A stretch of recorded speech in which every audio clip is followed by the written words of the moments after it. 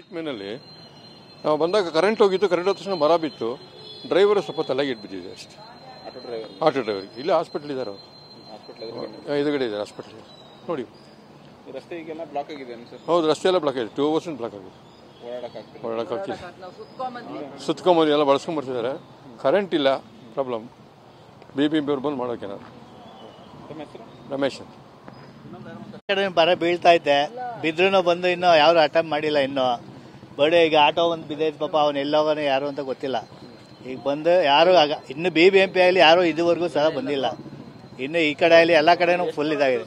ಸುಮಾರು ಒಂದು 100 ಮರ ಬಿದ್ದಾವೆ. ಈಗ MLA ಬಂದು ಹೋದ್ರು, ಗೋಪಾಲಣ್ಣ ಬಂದ್ಬಿಟ್ಟು ಹೋದ್ರು ಬರ್ತೀವಿ ಅಂತ ಹೋಗೋರು ಇನ್ನು 20 ನಿಮಿಷ ಬರ್ತಾರೆ. ಒಟ್ಟಾಗ ಒಂದು 100 ಮರ ಬಿದ್ದಾವೆ ಇಲ್ಲಿ ರೋಡಲ್ಲಿ.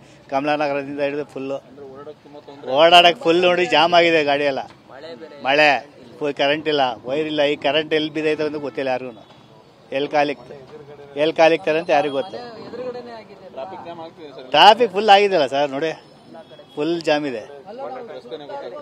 ಯಾವ ರೋಡಲ್ಲಿ ಹೋಗ್ಬೇಕು, ಎಲ್ಲಿಂದ ಬರ್ಬೇಕು ನೋಡಿ. ಹಿಂಗೋದ್ರು ಬರೋಕ್ಕಾಗಲ್ಲ, ಹಂಗೋದ್ರು ಬರೋಕ್ಕಾಗಲ್ಲ.